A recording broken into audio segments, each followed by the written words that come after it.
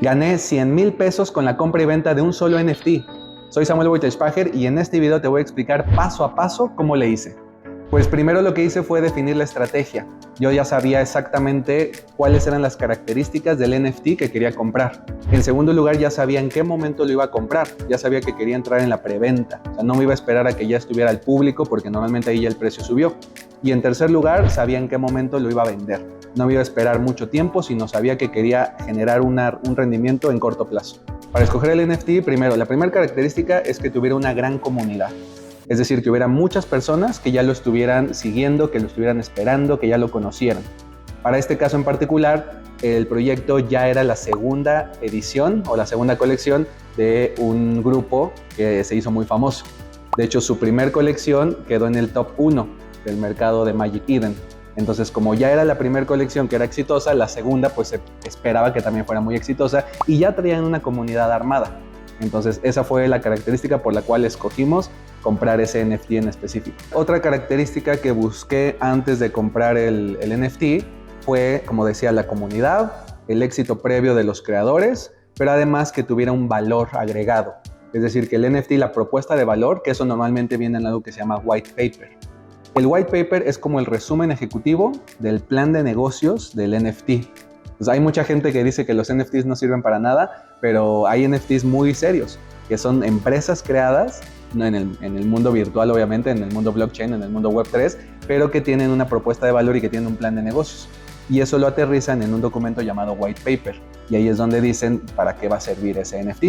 Y este NFT en particular estaba pensado, o está pensado, para dar derechos de autor en el mundo de los NFTs. De hecho, el copyright, el simbolito de la C con un círculo, ellos van a crear uno que es el círculo, pero con una Y de YUTS. Entonces, ese valor es el que le vimos como algo novedoso, como algo disruptivo, y fue otra de las características para seleccionar ese NFT. El grupo que creó DeGods y que estaba lanzando esta segunda colección llamada YUTS se llama Dust Labs. De hecho, es interesante porque ese mismo grupo ya tiene una criptomoneda propia. Entonces, es un grupo ya bastante fuerte. Sí, bueno, no. De hecho, por eso decidimos en ese y entrar desde el principio.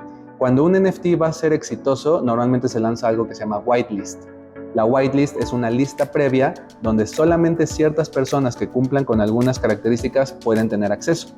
En este caso, los que ya tenían los DeGods, o sea, si tú ya habías comprado un NFT previamente, tenías acceso directo.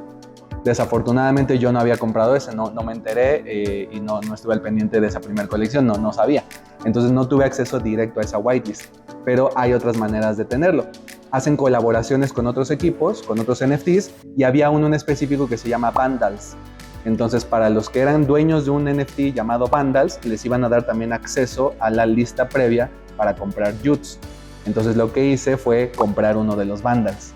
De hecho, esa característica hace que mucha gente esté en la expectativa, porque eso se avisa antes de que salga a la venta al público.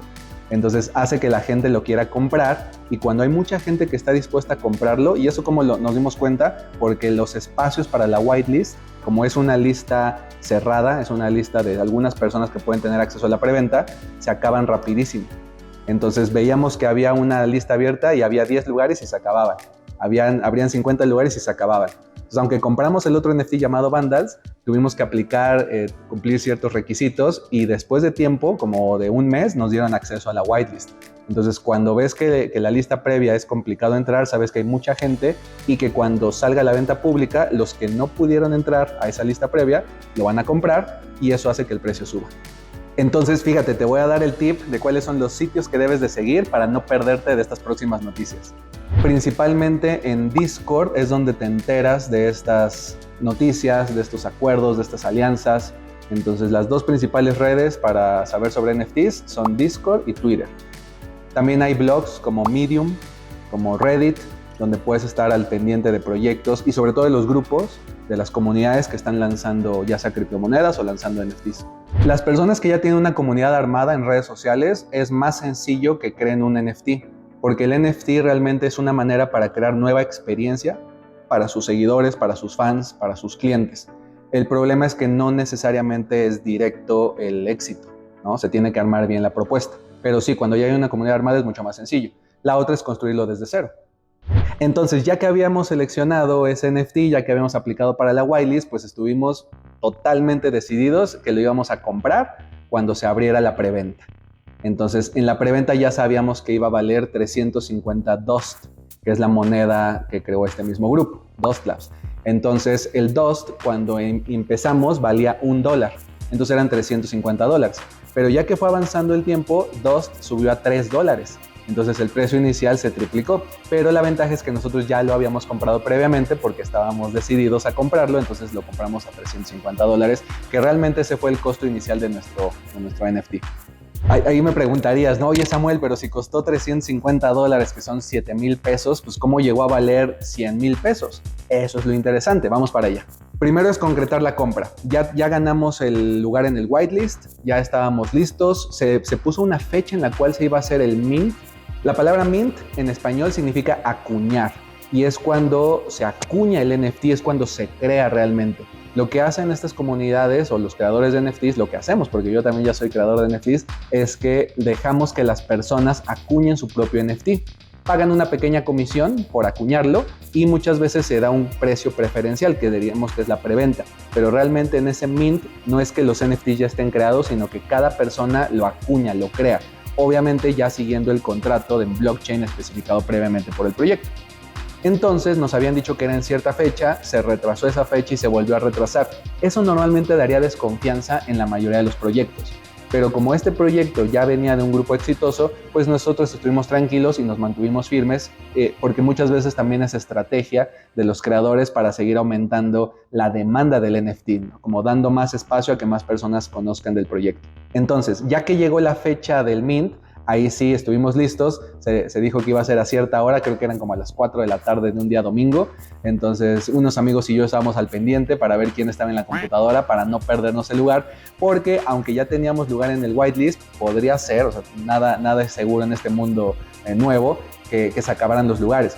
Entonces entramos y normalmente lo que pasa y que nos pasó es que justo a la hora todo el mundo quiere comprarlo, todo el mundo quiere hacer el mint en ese momento y se satura la red. Entonces blockchain termina siendo una red de internet que también se satura. Entonces se saturó, no pudimos comprarlo, nos esperamos media hora y ya pasó la operación y sin problema lo compramos al precio de 375 Dust. La ventaja es que como ya estamos en el whitelist, de alguna manera tenemos un lugar reservado. Entonces no íbamos a dejar pasar mucho tiempo. En este caso dieron 19 horas para que los que estaban dentro de la whitelist pudieran comprarlo. De hecho, en los canales de Discord avisaron que no se metieran todos al mismo tiempo. Pero pues cuando es un proyecto que le ves bastante potencial, pues todo el mundo quiere ser el primero en tenerlo. Entonces lo que hicimos fue esperarnos media hora para que la red bajara un poquito la saturación y lo compramos. Si nos hubiéramos tardado 4 o 5 horas, de todas maneras lo hubiéramos podido comprar porque ya estábamos dentro de la whitelist. Bueno, pues si quieres que te enseñe cómo hacer mint, cómo crear tu propio proyecto o cómo aprovechar estos mints previos, estas preventas, déjame comentarios para darte más información. Ahora, ahorita lo escuchas y el título dice gané 100,000 pesos y dices wow, y mucha gente cree que fue con el primer NFT o fue el único. No, hombre, o sea, hemos revisado cientos de proyectos de NFTs y ha habido algunos que son rug pull. ¿Qué significa rug pull? Rug pull en español es jalón de alfombra. Es como que te mueven el tapete y te tiran. Básicamente es el término en el mundo Web3 para hablar de proyectos que son fraude, donde los creadores se roban todo el dinero. Entonces hay que tener mucho cuidado. Entonces te puedo hablar de algunos otros proyectos que invertimos y que fueron fraude. Y también otros que nunca se lanzaron, hay otros que crecieron de precio pero no tanto. Entonces no te vayas con la idea de que con un solo NFT vas a ganar mucho dinero. Requiere su esfuerzo, requiere compromiso, requiere estudio y pues puede ser incluso considerado una profesión. Ahora, todo esto suena espectacular, pero hay otro factor importantísimo que es el manejo emocional. Porque fíjate, el proyecto tenía tanto hype, es decir, como tanta demanda, tanta esperanza de que ya se lanzara, que había personas dispuestas a pagar incluso $1,000 por el acceso a la whitelist. Entonces, imagínate, nosotros habíamos invertido 7,000 pesos y ya había gente dispuesta a pagarnos 20,000 pesos para dejarle nuestro lugar en la whitelist y que ellos pudieran hacer el mint. Entonces, ahí te entra como la inseguridad, o decir lo vendo, no lo vendo, le doy el acceso a alguien más. Entonces algo bien importante en el mundo de las inversiones es el manejo emocional. ¿Y cómo logramos mantener esas emociones? Porque ya teníamos una estrategia.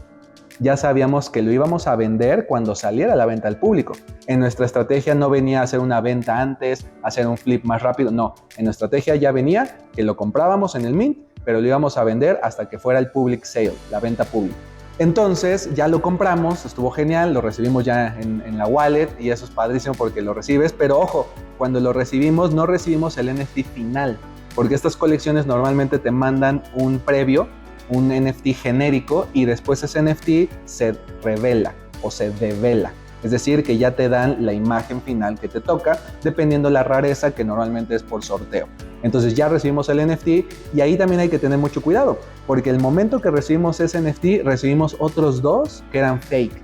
Entonces, en el mundo actual de Web3 hay muchos fraudes, debes de tener mucho cuidado también con eso, porque recibimos ese, pero recibimos otros dos y es muy importante revisar los contratos para saber cuál es el verdadero y cuáles son los fakes, porque los fakes están diseñados para que si apruebas tu cartera para ese NFT, te roben todo el dinero que tienes ahí y todos los NFTs que tengan en tu cartera. Entonces, afortunadamente ya habíamos investigado, ya teníamos experiencias y malas experiencias que nos habían pasado con otros NFTs, por lo cual decidimos mandar a quemar esos otros dos NFTs que nos llegaron. Esa es una función donde quemar es como eliminar, pero no sé si has visto mis videos anteriores, si no te invito a que los veas. En el de blockchain decimos que nada se puede borrar de blockchain. Entonces, cuando decimos quemar un NFT es que se manda a una cartera que no vale, una cartera que nadie tiene acceso, que fuera como una basura. Entonces se manda el NFT para allá, realmente no es que se borre, no se elimina, pero ya nadie lo puede sacar de ahí. Y ya no está en tu cartera para que nadie pueda tener acceso a él. Ahora, ya que lo tenemos, viene la subida de precio. Y no solo la subida, porque de hecho hay páginas, y ahorita te puedo decir algunos de los tips, o en otro video podríamos hablar también de esas páginas, donde se grafica cómo se está moviendo el precio de los NFTs en tiempo real. Entonces estábamos monitoreando el precio y el precio empezó a subir y de repente tiene ciertas bajadas. ¿Por qué? Porque es ley de mercado, es oferta y demanda. Entonces al principio hay una emoción de subida cuando toda la gente quiere comprar, pero de repente ya se hace la venta al público. Y cuando entra el público empieza un balance entre compradores y vendedores. Hay personas que quisieron sacar ganancia rápida y estuvieron dispuestos a venderlo. Y como lo empiezan a vender y quieren venderlo rápido, empiezan a bajar el precio para que se venda más rápido. Y eso hace que el precio de toda la colección disminuya. Lo que hicimos ahí fue tener ese control emocional porque ya habíamos definido un precio mínimo al que lo íbamos a vender y ese precio mínimo era de 100 solanas.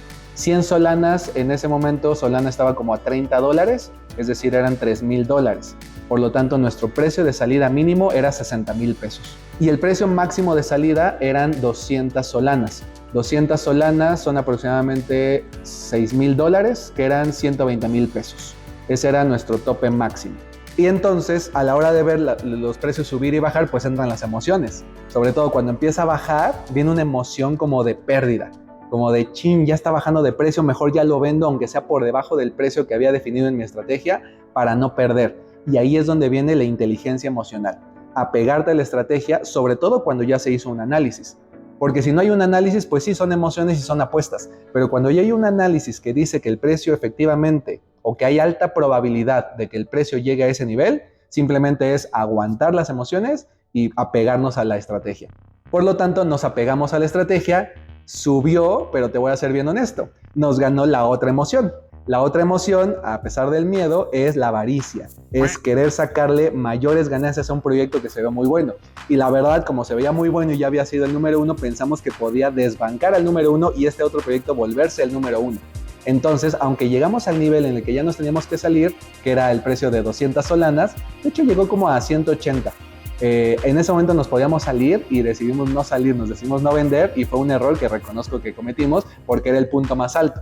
Nos esperamos, bajó un poco más de precio y terminamos vendiéndolo en 134, casi 150 solanas, que equivalen a $4,500 en promedio, que es la captura de pantalla del retiro. Al final convertimos esas solanas a pesos en una plataforma, en un exchange, que también si tú me sigues te puedo explicar cuáles son los mejores exchange para obtener las mejores conversiones y hicimos el retiro que aquí puedes ver que fue casi 100,000 pesos. Perfecto, pues ya te conté esta historia que la verdad estoy muy contento porque con esa ganancia se recuperan las pequeñas pérdidas que ha habido de otros proyectos que no salió bien el análisis. Pero ¿qué tendrías que hacer tú si quieres aprovechar los siguientes proyectos y generar ganancias con NFTs? Número 1, definir exactamente la estrategia a seguir. Y por la estrategia, recuerda que ya lo mencioné, es número 1 dentro de esa estrategia es cómo vas a seleccionar en qué NFT invertir. El tamaño de la comunidad, los creadores, el white paper, el precio de salida, son algunos factores que debes de tener bien claro decididos previamente para poder seleccionar un NFT, y es mejor que si no cumple con esos criterios, mejor lo deseches. Regla número 1 de Warren Buffett en inversiones es no pierdas dinero. Así que aplica también para NFTs. Si no cumple con las características de un buen proyecto NFT, es mejor dejarlo pasar y no preocuparte por eso. En segundo lugar, define el momento en el cual vas a comprar. Va a ser en el mint, entonces tienes que hacer labor para que te den acceso al whitelist. Va a ser en el momento de la cuenta pública, tú decides en ese y decide también el precio máximo que estás dispuesto a pagar por ese NFT. En tercer lugar, maneja tus emociones, apégate a la estrategia. Y en cuarto lugar, define exactamente en qué momento lo vas a vender, ¿vale? Esos serían los puntos para que tú puedas dedicarte a la compra y venta de NFTs de manera exitosa.